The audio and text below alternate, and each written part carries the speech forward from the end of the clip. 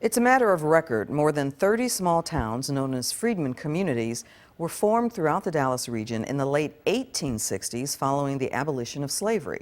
The Joppa community in southern Dallas County is one of them. Today, some who closely follow the history of those communities are concerned about what's happening to the grounds where many say their families are buried. Fox 4's Dion Anglin is at the Honey Springs Cemetery in southeast Dallas. Dion.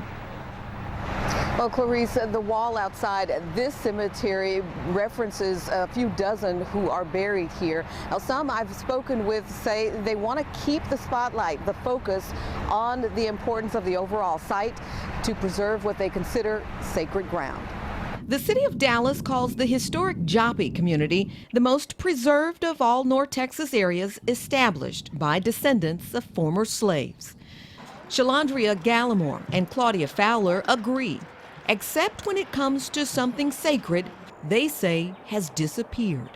I'm fourth of 5 generations here, so we've heard generations before us say that there was a cemetery out here. A burial ground they fear was overlooked for new walking paths and a park.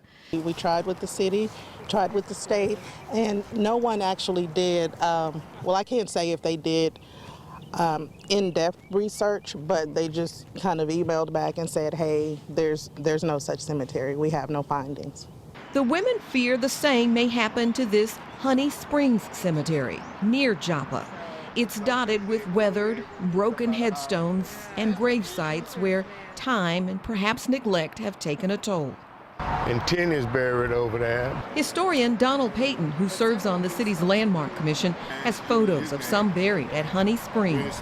He says it's important to note limited record keeping and resources have played a major role.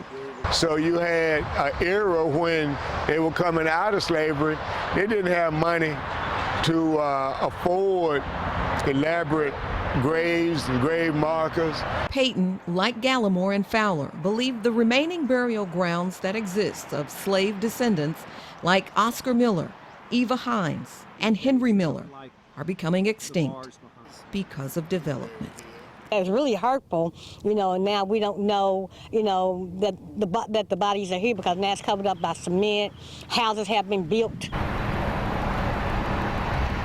Now, the wall here, while it bears dozens of names, some believe there are significantly more buried here, perhaps hundreds more, but their graves never had any markings.